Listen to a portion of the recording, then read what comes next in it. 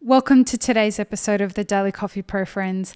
Today on the podcast, we're having a very delicate conversation, as you may see from the subject, which is porn and the coffee industry. And you might think, well, what on earth is this crazy woman going to talk about? This time, I promise you that this is a really important subject. And although it is delicate, we never shy away from the conversations that need to be had on this podcast. And so let's unpack why we need to have a conversation about porn and the coffee industry. With things being as difficult as they are in 2020 and becoming increasingly more difficult, what I'm starting to see on social media from people in the coffee industry, and it's, to clarify, not a huge amount of people, but enough that it warrants a conversation. I am seeing a few people starting to advertise their OnlyFans links and other gateways that they are advertising on their professional profiles for people to join them to do or join them for explicit content. And in my concern in these situations, I have reached out to people who I have seen doing this to check, first of all, that they're okay. I don't want to slut shame anybody. This is happening across all genders. This is not just a chick thing and it's not just a dude thing. It's a everyone kind of thing. There's no particular, group that you could identify this as happening with. But it is important for us to explore why this is happening. And if people are doing this because they want to and enjoy it, etc., I'm not going to stand in anyone's way doing anything that they want to do as long as they're comfortable doing it and they're not hurting themselves and other people in the process. That's not what this episode of the podcast is about. My reaching out to people who I'm seeing doing this isn't about saying you shouldn't be doing this. You do you, boo. Whatever you think is important and you need to do to get through this time. I have friends who had dabbled in doing similar kinds of things as, in the past, when they didn't know any other way to make ends meet. I'm never going to judge anyone about that.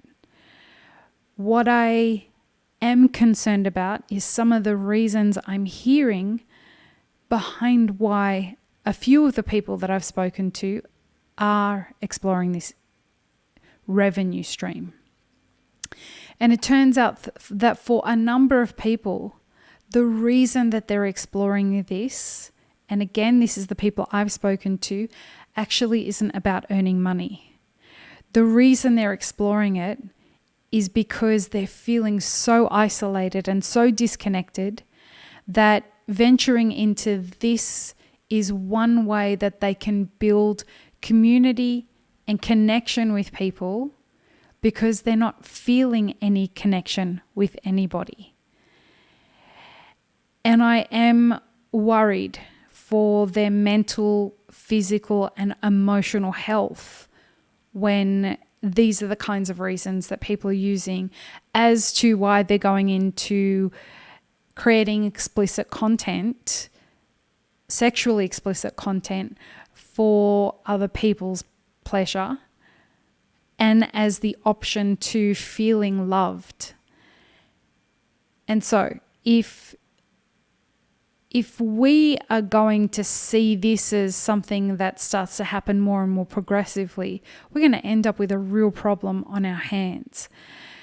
And so while it's one of those situations where there are only a few people that I've noticed that are doing it right now, I'm always advocating for being proactive. And the way that we can be proactive for our community is to connect with people. So 2020 has kicked the shit out of all of us. We're all well aware that this year hasn't been easy.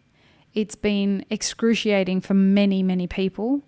And a lot of people are experiencing it in many different ways. Some who have money, but who have never experienced being alone, are falling apart in many ways. And so the way that we can combat some of that is by reaching out to people that we see are having a challenging time. And it's not difficult to pick when people are having a challenging time with their mental health. If you are somebody who is an employer and you notice that your employees or even your ex-employees are exhibiting issues with mental health, maybe just reach out and just check in with them. Ask if they're okay. And oftentimes it simply just takes, hey, listen, let's have a chat. Just want to check in and see how you're doing. Often people who haven't dealt with isolation before simply just need to know that they're supported or that anybody cares, and they can lean in better to these challenging times. It may not be that people are broke that is the problem that they're leading into, and that's leading them to turn to sexually explicit content as a mechanism for dealing with this moment. And again, I want to reiterate, I am not slut shaming anybody. I don't want anybody to think that this is me saying that there's something wrong with you choosing to go into porn if that's what you want to do. I'm an advocate for choice. You do what you want. But if you're doing it as a mechanism to build connection with people, porn and sexually explicit content isn't about building authentic connections with people, which is what you're actually looking for. And look, we're all fatigued. It's September, almost the end of September in 2020. We've all had the shit kicked out of us and we're all fatigued. So if you are reaching out to somebody who you see is having issues with mental health, please be careful to protect your own mental health and be aware that people in this situation may be taxing on you. So have good boundaries, figure out how to establish them.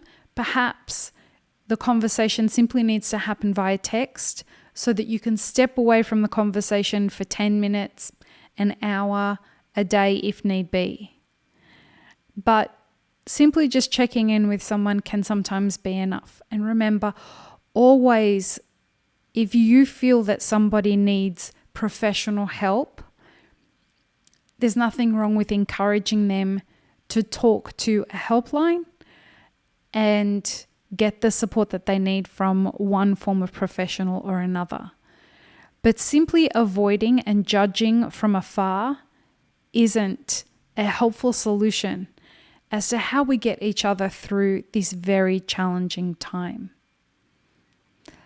Empathy is something that a lack of empathy is something that has led us to the situation that we're in. So I would encourage that the way that we can rebuild into the future and start laying the groundwork for the rebuilding that needs to be done is by expressing ourselves with empathy and compassion for the challenges that people are experiencing. If you do need any assistance, feel free to drop an email to support@mapitforward.org and we'll be able to work you through finding the support that you need if you're finding this time to be incredibly challenging. Peace, love, and peanut butter, friends. Have an amazing rest of your day.